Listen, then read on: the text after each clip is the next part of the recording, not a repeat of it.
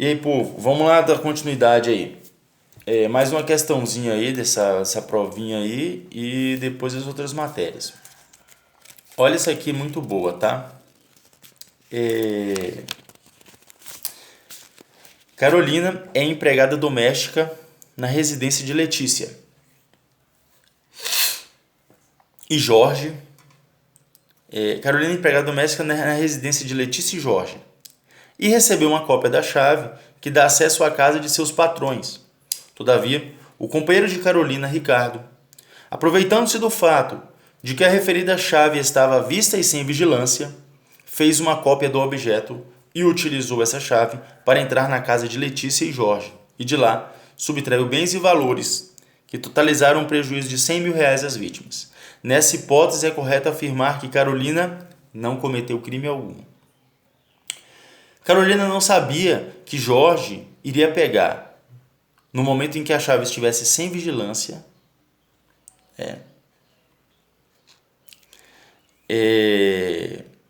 que ela estivesse à vista e sem vigilância, que Ricardo ia pegar a chave de Carolina, né? Ricardo é companheiro de Carolina, pegar essa chave, fazer uma cópia e subtrair os bens. Carolina não sabia, justamente por isso, pela falta de consciência, que é um elemento do fato típico. A falta de consciência afasta a tipicidade, ou seja, não há crime. Carolina não praticou crime algum. Outra questão. João e José. Duas pessoas desejam a morte de Joaquim e ambos, em ocasiões distintas, mas próximas no tempo, sem qualquer conhecimento da intenção do outro. Sem qualquer conhecimento da intenção do outro, sem qualquer ajuste ou mesmo combinação prévia, atiram contra a vítima.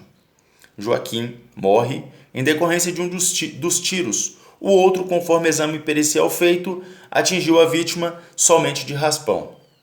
Todavia, mesmo com a perícia, não restou verificada a autoria do tiro que atingiu mortalmente Joaquim. Nessa hipótese, é correto afirmar que João e José respondem pelo delito de...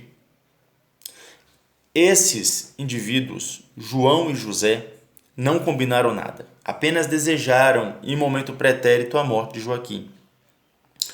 Por coincidência, Joaquim estava passando, João e José, um estava num lugar, outro estava no outro, sem combinar nada. Eles encontraram Joaquim e ambos desferiram tiros. Um dos tiros pegou de raspão, conforme a perícia, e o outro matou Joaquim efetivamente. A perícia não constatou quem matou. Ou seja, paira a dúvida de quem matou. Então, João e José, eles vão ser indiciados no inquérito policial. O inquérito policial vai chegar na mão do juiz, que vai remeter os autos ao Ministério Público para que o Ministério Público opine sobre o oferecimento da denúncia ou não. Provavelmente, como houve um fato típico antijurídico e culpável, vai oferecer a denúncia. O Ministério Público vai oferecer a denúncia, perante o Poder Judiciário. E nessa denúncia, o juiz, como é um crime doloso contra a vida, ele vai fazer a pronúncia para encaminhamento do tribunal do júri desses dois réus, porque depois de oferecida a denúncia, num processo criminal, virou réu. Então,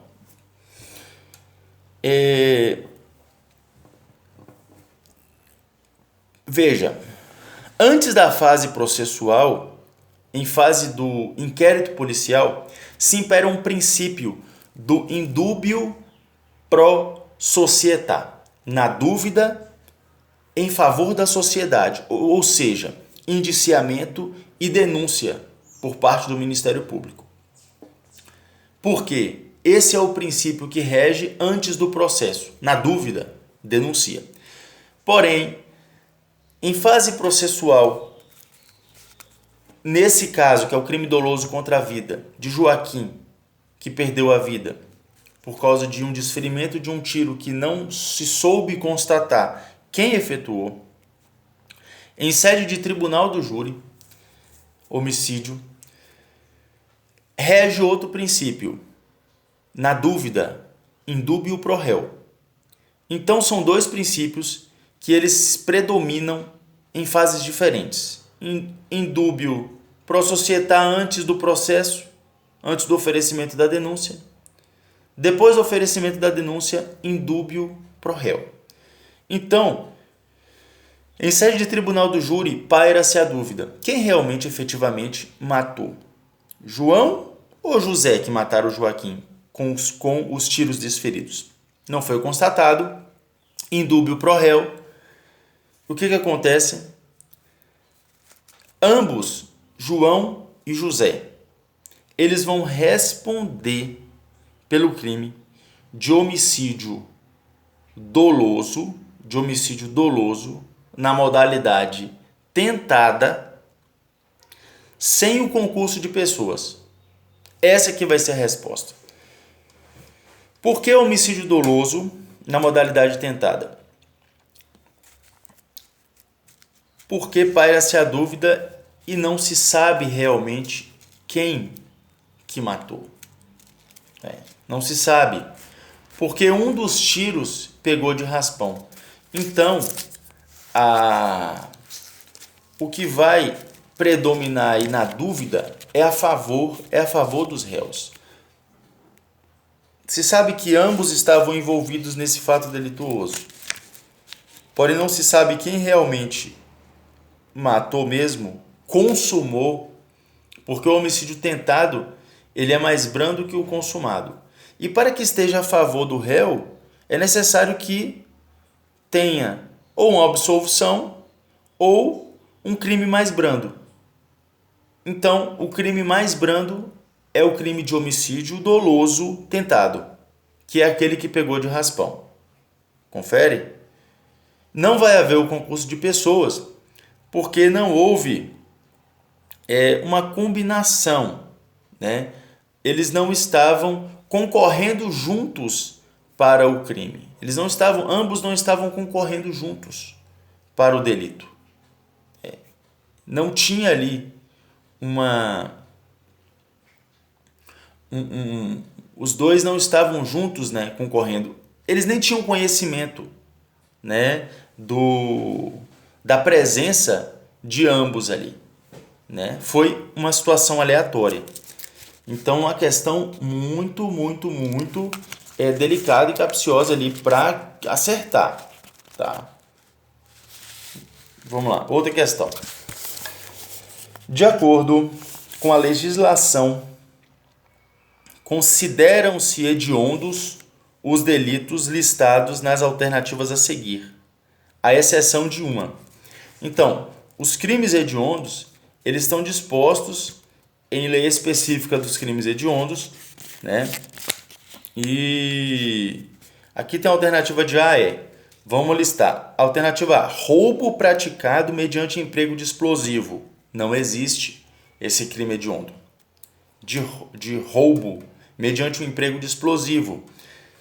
Na verdade, existe o crime hediondo de roubo praticado mediante uma inovação da lei, de roubo praticado com emprego de arma de fogo. Aí se torna crime hediondo. Letra B. Furto praticado mediante emprego de explosivo. Sim, agora temos essa modalidade, outra inovação da lei para tipificar os crimes, aquele novo cangaço, né? Os crimes ali de contra caixa eletrônico. Agora é um crime hediondo o furto praticado mediante o emprego de explosivo. Letra C. Roubo circunstanciado pela restrição da liberdade da vítima. Sim, também. Estupro, com certeza hediondo. Letra E. Favorecimento da prostituição de adolescente, com certeza hediondo também. Está na lei dos crimes hediondos.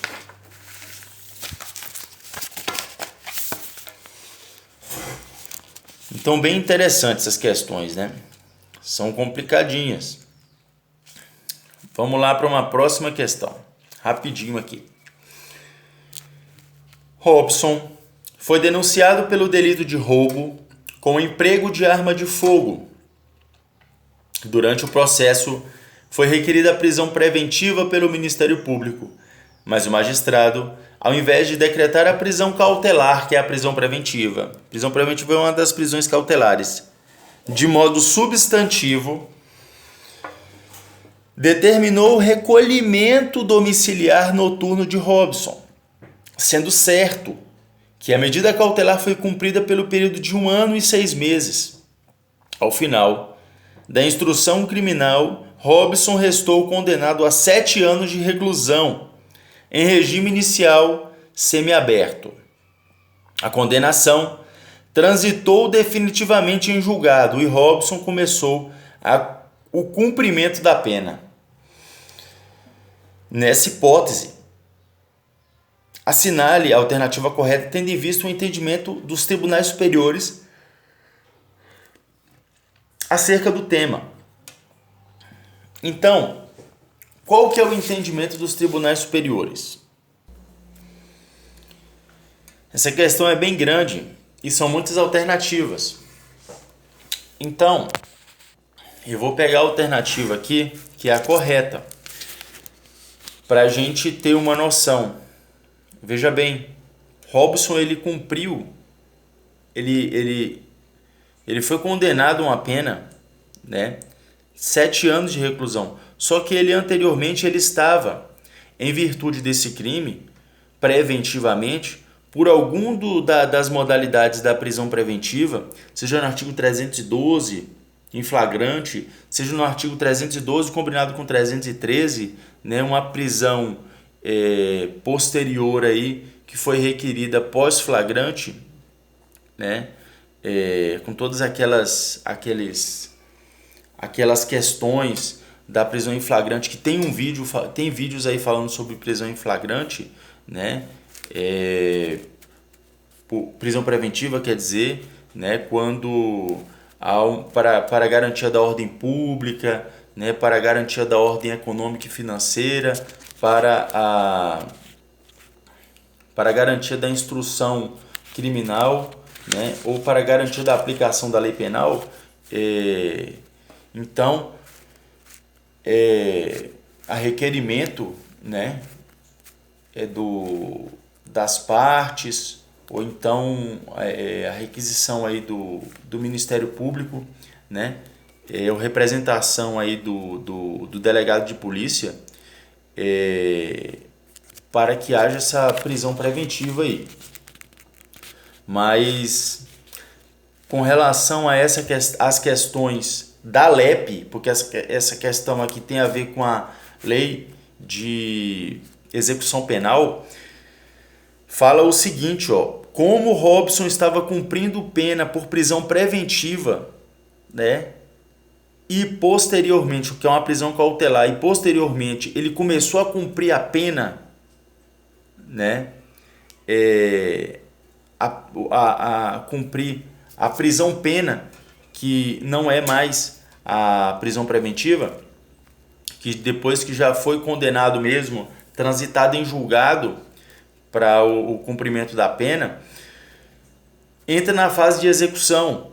Mas só que aquela prisão preventiva, podendo ser domiciliar mesmo, que Robson estava sendo cumprido, ele vai contar para abater na pena em definitivo, né? Porque não faz sentido uma pessoa ficar presa preventivamente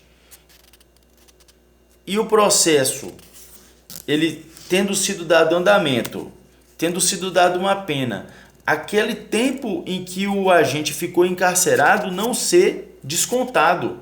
A esse fenômeno do desconto, que se dá a pena que ele já havia tendo sido cumprido no período de prisão preventiva, né, enquanto ele não era considerado culpado, né, porque tem na lei, pelo menos ainda tem, né, o princípio da presunção da inocência, que fala: ninguém será considerado culpado até o trânsito em julgado da sentença penal condenatória. Então, com prisão preventiva, ele não era considerado culpado. Depois, sim. Então, a questão correta a esse fenômeno do desconto da pena é chamado de detração. Detração penal.